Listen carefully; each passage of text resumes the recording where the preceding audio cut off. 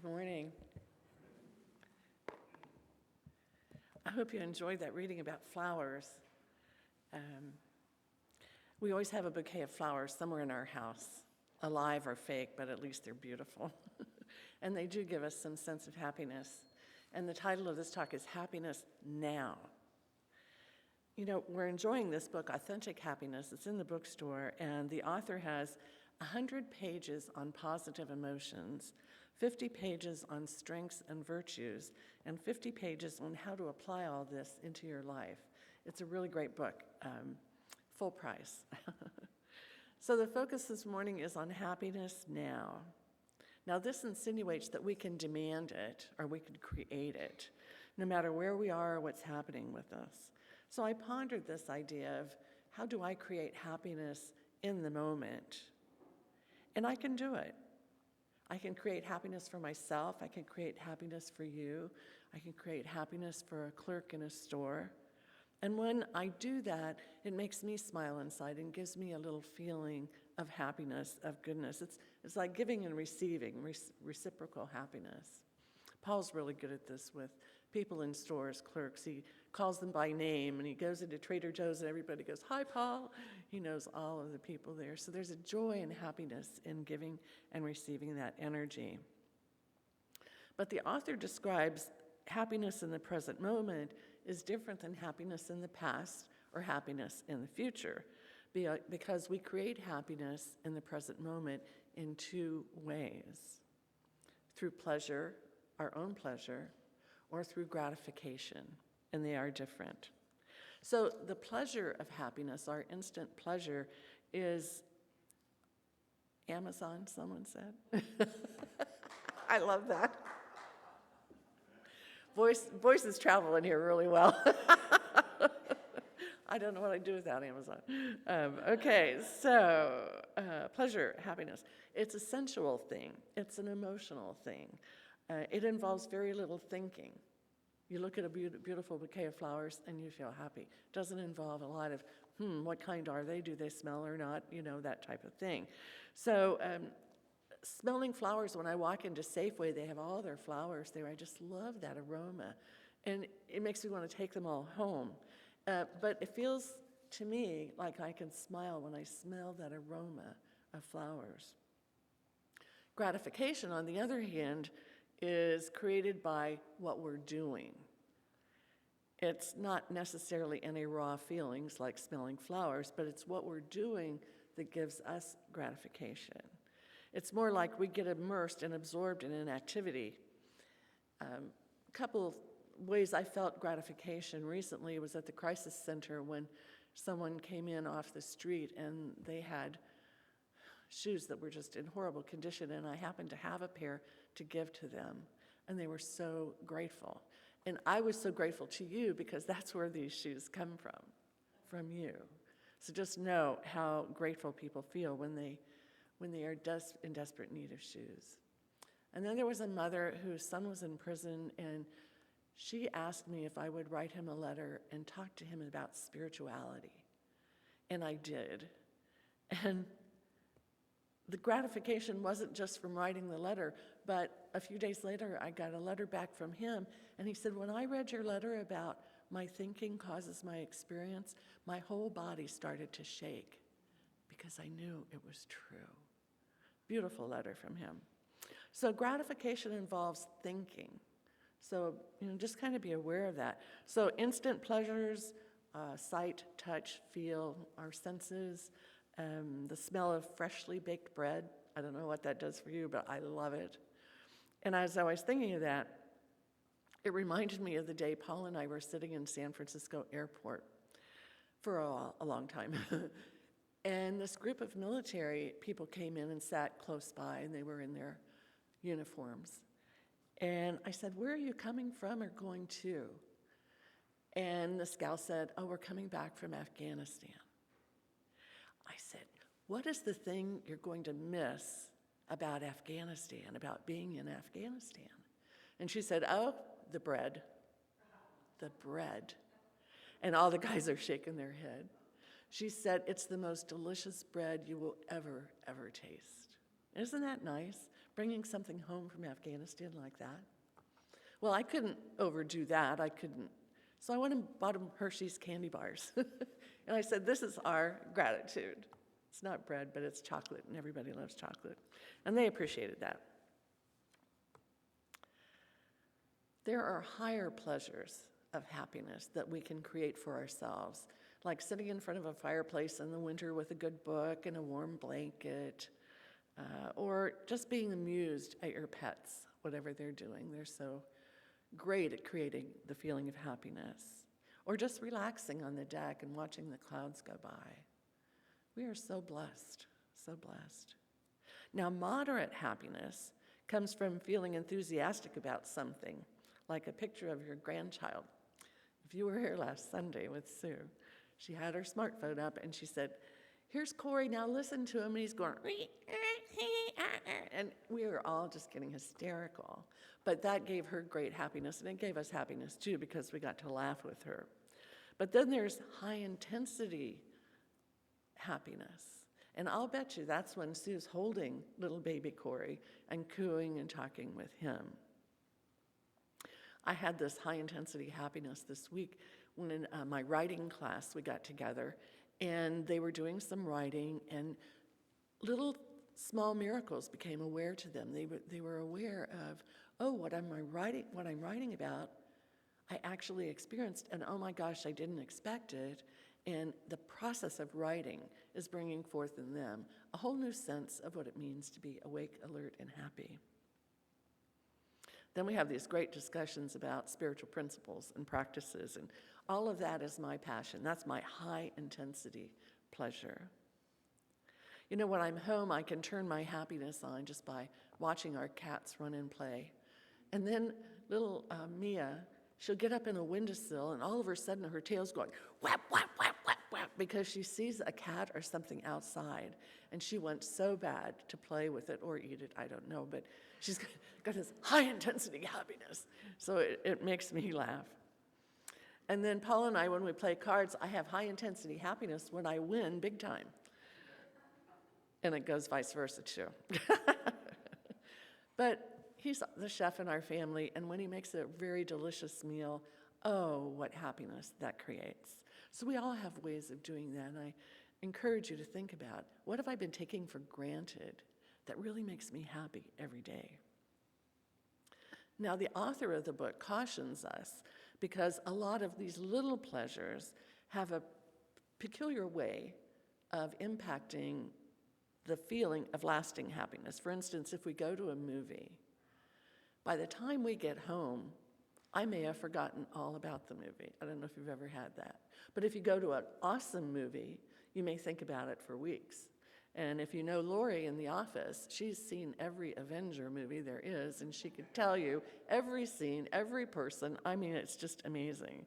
So her happiness from a movie goes on for months and months. You know, my favorite movie will always be Star Wars because of little Yoda. He's always with me. I have little Yoda statues, one on my desk here and one on my desk at home. And his famous line is, no, try not. Do or do not, but do not try. And it's always a reminder to me that whatever I'm doing, just don't do a halfway job of it. Don't just try. Either do it or not. And it's always helped me when I hit a stumbling block or I can't figure out what to do next or what to write next. But his ears are just the cutest, if you know little Yoda. There's a number of TV shows we love to watch. And a day or two later, we're going, did we watch that one or not? Again, that's the instant pleasure that you don't have hanging around. It's like, I think we watched it. Do you think we watched it? I don't remember. Well, let's watch it a little bit and see if we remember. I mean, it's amazing how easy pleasure happiness can just leave you. I love watching reruns personally, but not 2 or 3 times a week, the same show. So it's interesting how simple pleasures come and go. One of my simple pleasures is vanilla ice cream. I love a very rich vanilla ice cream. That first taste, that second taste, oh, I love it. And by the 5th taste, I'm on to something else. But initially, it gave me happiness. And I found that researchers call this adaptation.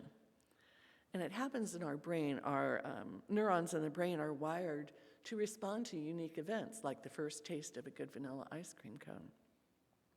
But then it adapts very quickly, and that feeling just kind of fades into the background of general pleasure. So the trick is to recognize that. And the author says, if you space out your ice cream, you'll have a lot more pleasure. So I think, okay, whatever gives you a real thrill, space it out a little bit, and your general level of happiness with it will be longer lasting. Surprise is another way to generate happiness, the feeling of pleasure. Maybe your spouse brings you a little gift or an unexpected hug as you're walking through the house. These can be reciprocal feelings that build on themselves and can become contagious. And it's a way to slow down and enjoy the moment. Because, life today is pretty fast with all of our social media and the things that work so fast in our life. And sometimes just a hug will help us slow down and appreciate and value the pleasure of love. For me, a day without a hug is unacceptable. I like that about myself. Another aspect of pleasure is savoring. You might know that word, that feeling, savoring. Well, there's a study done by a couple at Loyola University on savoring. They describe it, the awareness of pleasure and the deliberate conscious attention to the experience of pleasure. Now, they realized what savoring was to them when one day they got out old love letters they wrote to each other years ago, and they started reading them. And they started reading them very slowly, taking in every word. And they described it as letting the words roll slowly over them like a long, warm shower. Doesn't that just give you chills? Love letters that do that. So they worked with thousands of undergraduates at the university to determine what experience creates that moment of savoring to you. And they found 5 techniques. I'm not going to give you all 5, you can read them in the book. But the first one is sharing experiences with others. Like going on one of our SOAR trips, 15, 20 people going wildflower viewing or hiking or whatever on a SOAR trip. And then they come back and they go, oh, wasn't that really great? Do you remember what we did? Do you remember what we said? Do you remember what we ate? That's savoring. And you can do that here with the SOAR group. It's a great way to increase your happiness level. The second way to create a savoring experience is memory building, like taking photographs or purchasing souvenirs, which I'm really good at, and then talking about them later and reliving that moment. I was sitting there writing this, and I looked up at my calendar, and it was from Niagara Falls. Last year, we took a tour of the Great Lakes, and one of the stops was at Niagara Falls, and I had this beautiful calendar with awesome pictures, and I could remember wearing those plastic things and getting sprayed in the face, and how everybody was giggling and laughing and having fun. So those memories, memory building, photographs, pull some out of your drawer and savor those times. Writing for pleasure is different from a sense of gratification, because pleasure is about our senses, our emotions, and gratification is about engaging in activities for a purpose. So in writing class, it was a great pleasure to hear people read what they wrote during the week about their emotions, about their feelings. And I felt a real sense of gratitude for Janet Conder, who wrote the book, Writing Down Your Soul. She's an amazing person. And so I spent time savoring her words and then how I could build that into the class materials. So gratification also comes to me, as I said, at the crisis center. I had a woman who was unable to contact her family. And I said, do you know where they are? And she said, yes, but I can't do it myself. I said, well, how about if I get you a card, a really beautiful card, and you just say hi on it? You just let them know where you are. And so I did, and she was so grateful, incredibly grateful, about that opportunity for someone to help her do that. You know, during World War II, the author in this book tells about his childhood in Hungary. Right after World War II, their whole economy collapsed. People were helpless, people were despondent. They were without jobs, they didn't have any money. They just felt like empty shells. Can you imagine that feeling? But at the same time, there were other adults that just radiated integrity, cheer, purpose amid all of that rubble. So he spent his whole adult life learning psychology, teaching psychology, trying to find out what is this thing where some people are coming apart and other people are rallying. He had a major contribution to the field of psychology, and he called this energy the flow. Okay, you know, going with the flow. That's not what he meant. He said when we're engaged in something so deeply that time stops, we're doing exactly what we want to be doing. We don't want it to end. That's what he determines is the flow. And so for those people after World War II that could get in the flow of rebuilding their community, what power that had, what power. So he also called it a state of enjoyment, which we can do anytime we're painting or playing golf or hiking, getting in that state of enjoyment where it's just a blissful moment. So these levels of gratification can be either social with other people or physical for us. That time when we're in the flow, when what we're doing feels so perfect. And here in the center, getting in the flow oftentimes is being on a Seva team. Cooking in the kitchen. Oh, you walk in there, it's silence. They're just cooking and loving the moment. The landscape team, pruning, taking care of the bushes and the flowers and the roses. It's a real spiritual moment. Seva is selfless service to God. So if you're not feeling enough happiness, oh, please, join a Seva team and recognize how much inner peace, joy, contentment that will give you. Just like the people after World War II, willing to lift others out of their sadness, willing to find purpose in rebuilding a community. You may not know, but over the past 40 years, our country, like a lot of wealthy countries, has seen an increase in depression, which is a lack of happiness. Depression is now 10 times more prevalent than it was in 1960. In 1960, the average person's age when they had their first episode of depression was 29 and a half years old. Today, it's 14 and a half years old. One theory on this is that in a society that builds unwarranted self-esteem, you're great just because you are, that focuses on victimology, you're a victim, there's always somebody who's a victim. It's contributed to depression, and it's also contributed to someone who's depressed to take a shortcut to happiness, like taking drugs, shopping, shoplifting, loveless sex, spectator sports where you just become invisible, and chocolate. I was surprised chocolate was a shortcut to happiness. I'll accept that. I love chocolate. But he mentions another shortcut that I would not have thought of, and see if you have thought of this. Eating a meal that we didn't create, that was prepackaged. You pop it out of the kitchen, you put it in the microwave, and you eat it. But when you cook it, you have the feeling of working with vegetables, with whatever you're cooking, the aroma, the pleasure of putting it on a plate.